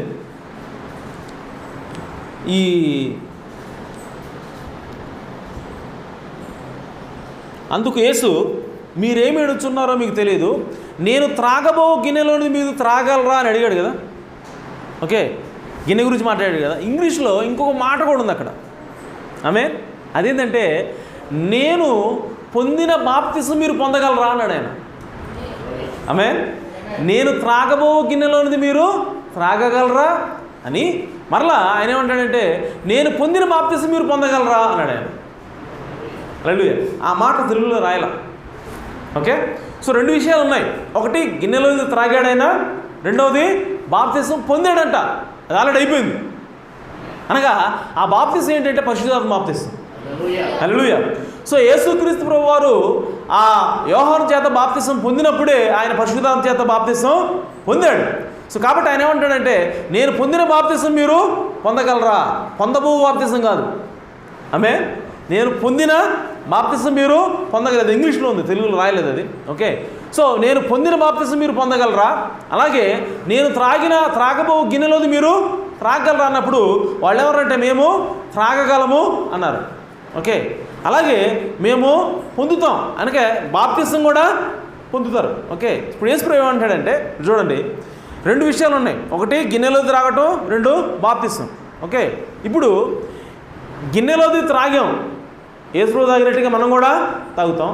యేసు ప్రభు బాప్తిసం పొందినట్టుగానే అంటే పరిశుద్ధాత్మ పొందినట్టుగా మనం కూడా పరిశుద్ధాత్మ బాప్తిసం పొందుతాం. ఓకే, గిన్నెలోది తాగుతాను అన్నాడుగా, అలాగే ఇప్పుడు బాప్తిసం కూడా పొందుతారు. ఆమేన్. అంటే ఎవరైతే శ్రమ అనుభవిస్తారో ఆమేన్ వాళ్ళకి పరిశుద్ధాత్మ పొందుకునే హక్కు కూడా ఉంటుంది. హల్లెలూయా. సో కేవలం శ్రమ అనిపించాలి మీరు. ఓకే, పరిశుద్ధాత్మ బాప్తిసానికి మీరు అర్హులు కాదని చెప్పి అంటలా యేసు ప్రభు. ఆమేన్. నీవు కనుక దేవుని కొరకు ఓకే శ్రమ అనిపిస్తున్నావా, నీ కొరకు నీవు దేవుని కొరకు బాధ అనిపిస్తున్నావా, ఓకే నీవు పరిశుద్ధాత్మ పొందడానికి కూడా అర్హుడు ఉన్నావు. హల్లెలూయా. దేవుణ్ణి అడగొచ్చు పోయి, ప్రభువా నాకు శ్రమలు ఇచ్చావు, నాకు శోధన ఇచ్చావు, ఇదిగో నన్ను పూర్తిగా మార్చేసావు, నన్ను నల్లగొట్టావు, నన్ను చితగొట్టావు, నేను అన్నిటిని కూడా తట్టుకున్నాను. ఆమేన్. నేను నిలబడ్డాను, ఇదిగో నాకు ఇప్పుడు పరిశుద్ధాత్మ వాసం ఇవ్వు అని చెప్పంటే దేవుడు ఖచ్చితంగా దాన్ని చేస్తాడు. హల్లెలూయా. దేవుడు అన్యాయస్తుడు కాదండి. ఓకే, దేవుడు కేవలం శ్రమ పెట్టి పరిశుద్ధాత్మని దాచేసేవాడు కాదు ఆయన. ఓకే, నీకు శ్రమిస్తున్నాడు, నీకు శోధన ఇస్తున్నాడు, నిన్ను ఒక రూపంలోకి మార్చడానికి ఆయన ప్రయత్నం చేస్తున్నాడు అని అంటే ఆమేన్ పరిశుద్ధాత్మ బాప్తిసం కూడా ఆయన ఇస్తాడు ఖచ్చితంగా. హల్లెలూయా. అయితే ఇప్పుడు యేసు ప్రభు పొందినటువంటి శ్రమ ఏదైతే ఉందో ఆ శ్రమ అనేది ఫుల్ శ్రమ, అది పూర్తి శ్రమ అనుభవించాడు ఆయన. ఆమేన్. మరి మనకొచ్చే శ్రమలు కూడా పూర్తిగా వస్తాయా? ఫుల్ మెజర్ అంటే 100% మనం అనుభవించాలా అంటే కాదు. ఓకే, మనకొచ్చే శ్రమలకి లిమిట్ ఉంది, మనకొచ్చే బాధలకు ఒక హద్దు ఉంది. కానీ యేసు ప్రభువుకి వచ్చిన శ్రమలకి హద్దు లేదండి. ఆమేన్. అలాగే యేసు ప్రభు పొందిన బాప్తిసానికి హద్దు లేదు. ఆమేన్. ఆయనకి ఆత్మ ఎలా ఇవ్వబడిందంటే కొలత లేకుండా ఇవ్వబడింది. ఆమేన్. ఆయన పరిశుద్ధాత్మ ఎలా పొందుకున్నాడంటే పూర్తిగా దేవునిలో ఉన్నటువంటి దేవుడు అంతా కూడా తనలో యేసుక్రీస్తులకు కుమ్మరించుకున్నాడు. ఆమేన్. కానీ మనకొచ్చే బాప్తిసం ఎలాగ వస్తుంది అని అంటే మనకి పరిమాణం ప్రకారం ఇవ్వబడతా ఉంది. మనకు కొలత ప్రకారం దేవుడు పరిశుద్ధాత్మని ఇస్తాడు. హల్లెలూయా. మనకు కొలత ప్రకారం శ్రమలు వస్తాయి. ఆమేన్. అలాగే కొలత ప్రకారం పరిశుద్ధాత్మ అనేది మనకి దేవుడు ఇస్తాడు. హల్లెలూయా. కాబట్టి శ్రమలు అనేవి పూర్తిగా ఇంకా అసలు ఎప్పుడు నాకు శ్రమలే ఉంటాయి, లేదంటే చాలా ఘోరమైన శ్రమల నుంచి మనం భయపడాల్సిన అవసరం లేదు. ఎందుకనంటే దేవునికి వాక్యం ఇంకా ఏం చెప్తుందంటే, ఆయన నమ్మదగినవాడు కాబట్టి నీవు భరించలేని దానికంటే ఎక్కువ శ్రమ నీకు తీసుకురాడు. ఆమేన్. కాబట్టి ఈ శ్రమల గుండా యేసు ప్రభు వెళ్తూ ఉన్నాడు. సో ఆ శ్రమల్ని ఎందుకోసం ఆయన వెళ్తూ ఉన్నాడంటే, నీవు నేను ఆ బాధల నుంచి తప్పించుకోవడానికి, నీవు నేను ఆ 6వ ముద్ర నుంచి తప్పించుకోవడానికి యేసు ప్రభు ఆ కలువరిలో 6వ ముద్ర గుండా వెళ్తూ ఉన్నాడు. ఆమేన్. అందుకోసం ప్రవక్త అన్నాడు, వధువు శ్రమల గుండా వెళ్ళదు. ఆమేన్. వధువుకి 6వ ముద్ర లేదు. హల్లెలూయా. ఎందుకనంటే ఆల్రెడీ యేసుక్రీస్తు మన కోసం ఆయన శ్రమ అనుభవించాడు. ఆల్రెడీ యేసుక్రీస్తు మన కోసం 6వ ముద్ర గుండా ఆయన వెళ్ళాడు. కాబట్టి ఆయన వధువు శ్రమల గుండా వెళ్ళాల్సిన అవసరం లేదు. ఆమెకి పర్జింగ్, ఆమెకి శుద్ధీకరణ అనేది అవసరం లేదు. ఎందుకంటే యేసుక్రీస్తు ఆల్రెడీ తన రక్తం చేత ఆమెని శుద్ధీకరించాడు. హల్లెలూయా. కాబట్టి ప్రియ సహోదరి సహోదరులారా, ఈరోజు మనకి ఒత్తిడి వస్తుంది తప్ప మన మీదకి దేవుడు శ్రమని తీసుకొని రానివాడు. ఆమేన్. మన మీదకి ఖడ్గం అనేది, మన మీదకి మరణం అనేది, మన మీదకి ఊచకోత అనేది దేవుడు తీసుకురానివాడు. ఎందుకంటే మనం వధువులో భాగమై ఉన్నాం. హల్లెలూయా. సరే, మంచిది, ఇంకా ముందుకు వెళ్దాం.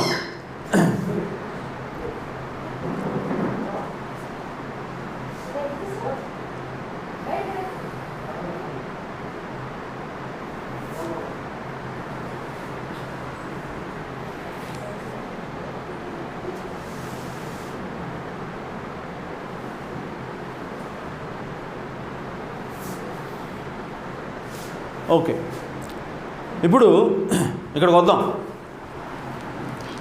3వ రాకడికి ముందు మోషే ఏలియాలో ఉండాలని మనం చెబుతున్నాం. ఇది ఎక్కడుంది? ఓకే, ఎక్కడుందంటే ప్రకటన గ్రంథం 11వ అధ్యాయం 3వ వచనం.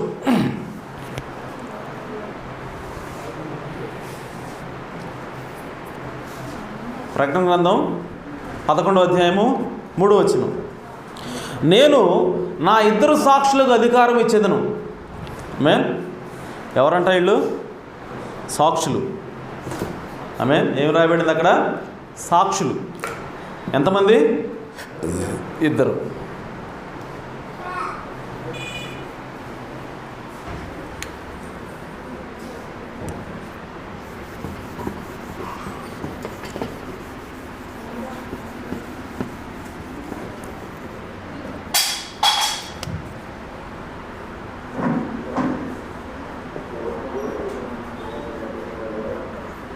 ఇంకా ఏం రాబడింది?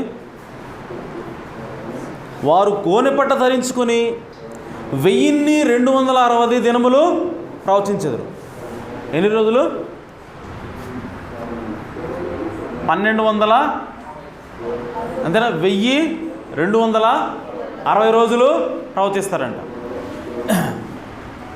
ఈ రోజుల్ని మనం సంవత్సరాలకు మారుద్దాం. ఓకే, అంటే 30 తోటి భాగించాలి. ఎందుకంటే నెలకి 30 రోజులు. జ్యూష్ క్యాలెండర్ ప్రకారం, యూదుల క్యాలెండర్ ప్రకారం నెలకి 30 రోజులే. మంది గ్రెగోరియన్ క్యాలెండరు, లేదంటే రోమన్ క్యాలెండర్ మంది. కాబట్టి మనకి నెలకి 31 రోజులు అవుతుంది. ఒక నెల 30 రోజులు. సో ఇంకా మారుతుంటుంది. అయితే జ్యూష్ క్యాలెండర్ ప్రకారం, అకార్డింగ్ టు జ్యూష్ క్యాలెండర్ 30 రోజులు కాబట్టి డివైడెడ్ బై చేస్తే ఎన్ని వస్తుంది?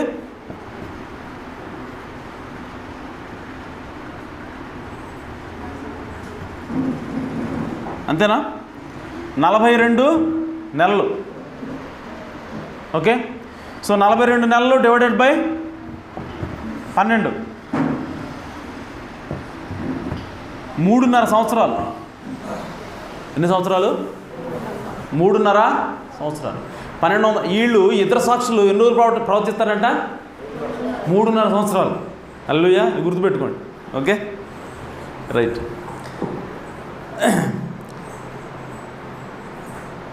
వీరు భూలోకమునకు ప్రభు అయిన వాని ఎదుట నిలుచుచున్న 2 ఒలీవ చెట్లను దీపస్తంభములై ఉన్నారు.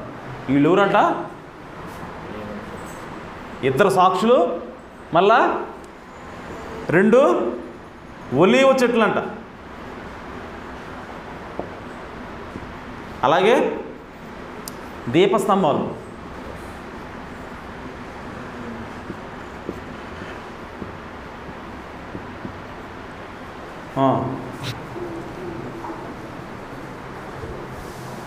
ఓకే రైట్, అక్కడ అలాగే పెట్టి ఓకే.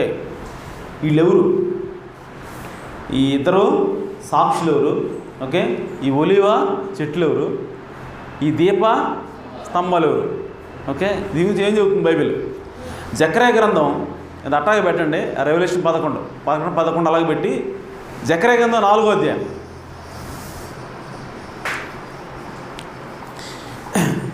ఈ మూడో రాకడకు ముందు వచ్చేది మోషేయలని మనం అంటున్నామండి, కానీ బైబిల్ పేర్లు లేవు.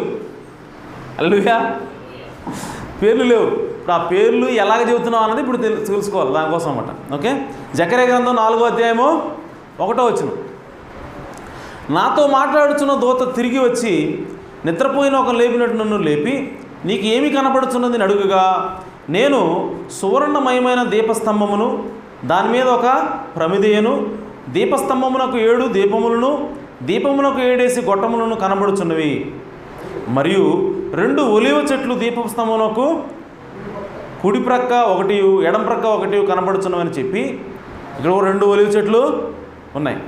నా ఇల్లువాడ ఇదేమిటి నాతో మాట్లాడుచున్న దూతని అడిగి తిని. ఇప్పుడు 11వ వచనం. దీపస్తంభమునకు ఇరుపక్కల నుండి ఈ 2 ఒలివ చెట్లు ఏమిటివనియు, 2 బంగారపు కొమ్ముల్లో నుండి సువర్ణ తైలమును కొమ్మరించి ఒలివ చెట్లకున్న 2 కొమ్మలను ఏమిటి అని నేను అతన్ని అడుగుగా. ఇప్పుడు చూడండి, ఇంకెక్కడేం వస్తున్నాయి? ఒలివ కొమ్మలు కూడా, అంటే ఒలివ చెట్లనే ఒలివ అంటే ఈ ఇద్దరు సాక్షులే ఒలివ చెట్లు అనబడుతున్నారు, అలాగే ఒలివ కొమ్మలు కూడా అని అడిగాడంట. ఏంటి అని అడిగితే 13వ వచనం. అతడు నాతో, ఈమెమిటివని నీకు తెలియదా అనెను. నా ఇల్లువాడా నాకు తెలియదు నేను అనగా, అతడు, వీరు ఇద్దరు సర్వలోకనాథుడగు యెహోవాతో నిలబడు తైలము పోయివారై ఉన్నారు అనెను. ఆమె వీళ్ళు ఎవరంట? ఈ ఒలివ చెట్లు సర్వలోకనాథుడగు యెహోవాతో నిలబడు తైలము పోయివారై ఉన్నారన్నది కదా. అక్కడ మీకు ఫుట్ నోట్లోనే అక్కడ ఉంటుంది, ఏమని ఉంటుందంటే వీళ్ళు అభిషిక్తులు. ఆమె వీళ్ళు ఎవరంట? అభిషేకం పొందినవారు. హల్లెలూయా. సో ఈ ఒలివ చెట్లు ఎవరంట? అభిషేకము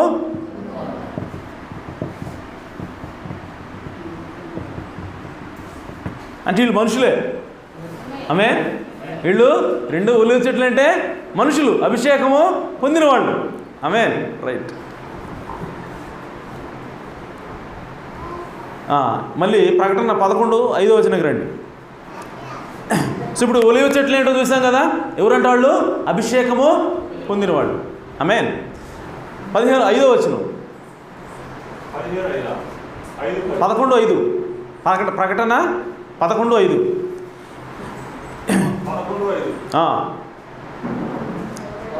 ఎవడైనను వారికి హాని చేయని ఉద్దేశించిన ఎడల వారి నోట నుండి అగ్ని బయలువెడలి వారి శత్రువును దహించి వేయును గనుక, ఎవడైనను వారికి హాని చేయని ఉద్దేశించిన ఎడల అలాగూ చంపబడవలను.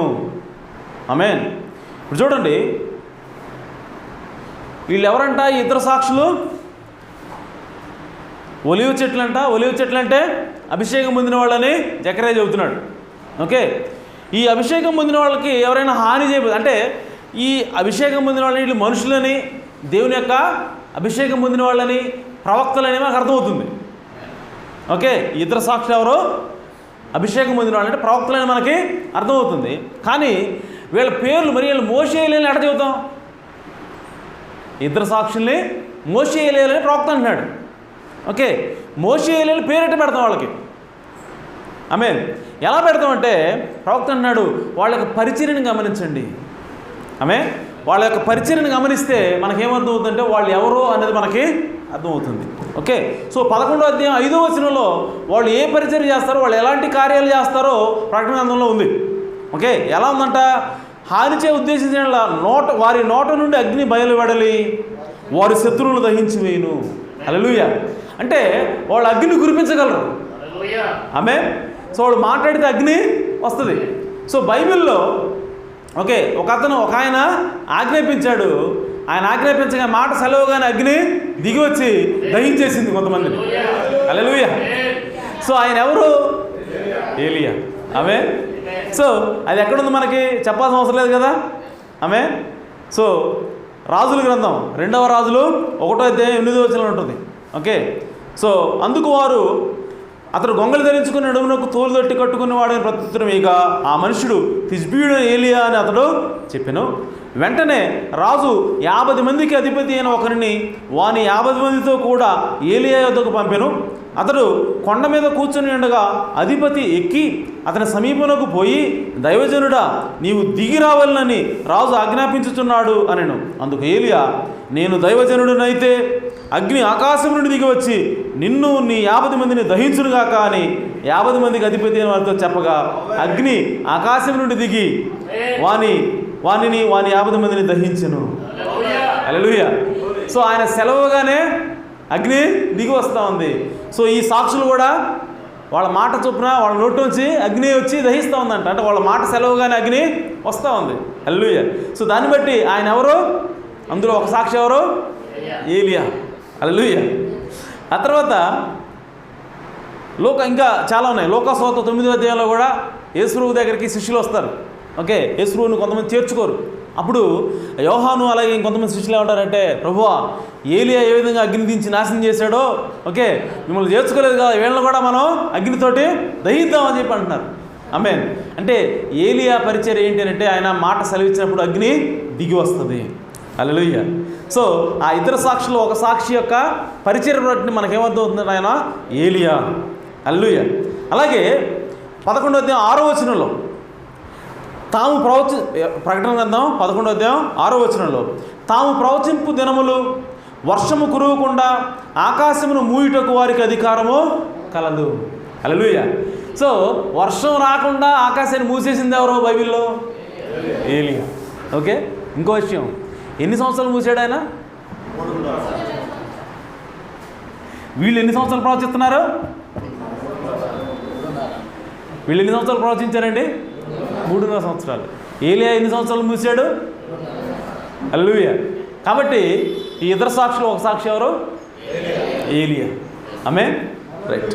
అందుకోసమే ప్రవక్త అన్నాడు ఆయన మోషే ఏలియాలు 11వ అధ్యాయంలో ఉన్నాడు అన్నాడు. హల్లెలూయా. సో దేవుని యొక్క ప్రవక్త ఏం చెప్పినా సరే అది బైబిల్లో ఉంటుంది. సో బైబిల్ లేకుండా మన ప్రవక్త ఏది చెప్పడు. ఆమేన్. రైట్. సో ఇప్పుడు రెండో భాగం చూద్దాం. అది ఎక్కడ దేవుడు ఏలియా ఎక్కడ ఆపాడు వర్షాన్ని అంటే 1వ రాజులు 17వ అధ్యాయం 1వ వచనంలో చూసుకోండి. ఓకే. రైట్. ఆ తర్వాత 11వ 6వ వచనం సెకండ్ పార్ట్. మరియు వారికి ఇష్టమైనప్పుడల్లా నీళ్లు రక్తముగా చేయుటకును, ఆమె నీళ్లు రక్తంగా చేయుటకును, నానా విధములైన తెగుళ్ళతో భూమిని బాధించుటకు వారికి అధికారం కలదు. హల్లెలూయా. సో మీకు చెప్పాల్సిన అవసరం లేదు కదా. నీళ్ళ రక్తంగా మార్చింది ఎవరు? మోషే. తెగుళ్ళతో బాధించింది ఎవరు? మోషే. ఆమె. సో ఈ ఇతర సాక్షుల్లో ఒక సాక్షి ఎవరు? ఇంకొక సాక్షి ఎవరు? మోషే ఉన్నాడు. ఆమేన్. సో మొదటి సాక్షి ఏలియా అయితే రెండవ సాక్షి మోషే అన్నాడు. హల్లెలూయా. కాబట్టి ప్రియ సోదరి సోదరులారా, ఇప్పుడు ఈ ప్రకటన గ్రంథం 11వ అధ్యాయంలో ఉన్నటువంటి ఈ సాక్షులు, ఇతర సాక్షులు ఎవరంటే వాళ్ళు మోషే, ఏలియాలు. ఆమేన్. సో ఎందుకు ఈ మోషే ఏలియాలు వస్తూ ఉన్నారు అని చెప్పంటే, వాళ్ళు మోషే ఏ విధంగా అయితే ఓకే ఐగుప్తు దేశంలో నుంచి ఓకే అక్కడ తెగుళ్ళు ఓకే అక్కడ నీళ్లు ఇవన్నీ అద్భుత కార్యాలు చేసి అక్కడ నుంచి కొంతమందిని తీసుకుని బయటకు వచ్చాడో ఓకే ఆ విధంగానే ఏలియా ప్రవచించేటప్పుడు, ఏలియా పరిచయం చేసేటప్పుడు కూడా ఆయన 7,000 మందిని రక్షించాడు. ఆమె ఎంతమంది ఉన్నారంట? బయలుకి మోకాళ్ళు ఉన్న వాళ్ళు ఏలియా కాలంలో 7,000 మంది. ఆమేన్. సో ఏలియా కాలంలో దేవుడు ప్రవచించడం ద్వారా, ఏలియా ప్రవచించడం ద్వారా ఎంతమంది రక్షించబడ్డారు? 7,000 మంది. మోషే కాలంలో ఆయన పరిచర్య ద్వారా ఎంతమంది రక్షించబడ్డారు? ఐగుప్తు దేశంలో నుంచి ఇశ్రాయేలును ఆయన బయటికి తీసుకొచ్చాడు. అలాగే ఇప్పుడు ఈ మూడో రాకడ కంటే ముందు ఆమేన్ ఇప్పుడు మోషే ఏలియాలను దేవుడు పంపించి ఆమేన్. ఆ మోషే ఇశ్రాయేల్ దేశంలో నుంచి 1,44,000 మంది రక్షించబోతా ఉన్నాడు. హల్లెలూయా. సో ఈ మోషే ప్రవచించినప్పుడు ఈ విధంగా 3.5 సంవత్సరాలు ఆ తెగుళ్ళు, ఓకే, ఆ అగ్ని, ఇటన్నిటి చేత ఆయన అద్భుత కార్యాలు, ఆశ్చర్యకార్యాలు చేయటం వల్ల ఎంతమంది ఆ ఇశ్రాయేల్ దేశంలో రక్షించబడతా ఉన్నారు? 1,44,000 మంది. ఆమేన్. సో వాళ్ళని రక్షించడం కోసం, వాళ్ళని ఆయన కాపాడడం కోసం ఇప్పుడు ఏం చేస్తూ ఉన్నాడు? మోషే ఏలియాల దేవుడు పంపిస్తూ ఉన్నాడు. హల్లెలూయా. యాక్చువల్గా దేవుడు మోషే ఏలియాను ఒక్కడే పంపించేవాడే. ఆమేన్. ఎందుకు? వాళ్ళ విశ్వాసం చెదిరిపోయింది. వాళ్ళ విశ్వాసాన్ని తిరిగి కట్టడానికి ఏలియా ఒక్కడ అవసరం చాలు. హల్లెలూయా. కానీ మోషేను కూడా ఎందుకు పంపిస్తున్నాడు దేవుడు అని అంటే, మోషేను తప్ప ఇంకెవరు వాళ్ళు నమ్మరు. హల్లెలూయా. సో కాబట్టి మోషే కూడా ఆటోమేటిక్గా ఏలియాతో పాటు వెళ్ళాలి. అందుకోసమే మోషే, ఏలియా ఇద్దరు ఇశ్రాయేల్ దగ్గరికి వెళ్తున్నారు. వాళ్ళిద్దరూ కూడా ప్రవచించడం ద్వారా, వాళ్ళ అద్భుతాలు, ఆశ్చర్యకార్యాలు చేయడం ద్వారా ఇశ్రాయేల్ ప్రజల నుంచి వాళ్ళకి విశ్వాసాన్ని దేవుని వైపు తిప్పి 1,44,000 మంది వాళ్ళు రక్షిస్తూ ఉన్నారు. ఆమేన్. కాబట్టి ప్రియ సోదరి సోదరులారా, 6వ ముద్ర అనేది ఈ మోషే ఏలియాలు ఓపెన్ చేశారు. అలాగే 7వ ముద్రను కూడా ప్రవక్తే ఓపెన్ చేయాలి. 6వ ముద్రను ఏ విధంగా ప్రవక్త అవసరమయ్యాడో ఓపెన్ చేయడానికి, 7వ ముద్రను కూడా ప్రవక్త ఎవరు ఓపెన్ చేయాలంటే ప్రవక్తే ఓపెన్ చేయాలి. కాబట్టి ఆ 7వ ముద్రని ప్రకటించేటువంటి ఆ వ్యక్తి ఎవరు అంటే ఆయన ఒక ప్రవక్త అయి ఉండాలి. హల్లెలూయా. సో ఆ ప్రవక్త ఎవరు, ఎప్పుడు వస్తాడు, ఆ 7వ దూత ఎవరు అన్నది మనం దేవుని చిత్తం అయితే నెక్స్ట్ వీక్ వెళదాం.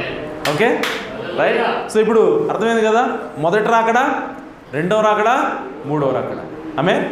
సో మొదటి రాకడకు ముందు ఏలియా ఎవరంటే బాప్తిస్మిచ్చు యోహాను. సో అక్కడ ఏం జరిగింది? పునరుద్ధానం జరిగింది, ఎత్తబాటు జరిగింది. ఆమేన్. అలాగే 3వ రాకడలో మోషే, ఏలియాలు ఇద్దరు వచ్చారు. సో అక్కడ కూడా వాళ్ళు చంపబడ్డారు. ఆమేన్. వాళ్ళు మరలా తిరిగి లేచారు, ఆ తర్వాత ఎత్తబడ్డారు. హల్లెలూయా. సో 3వ రాకడలో కూడా మనకేమి జరుగుతూ ఉంది?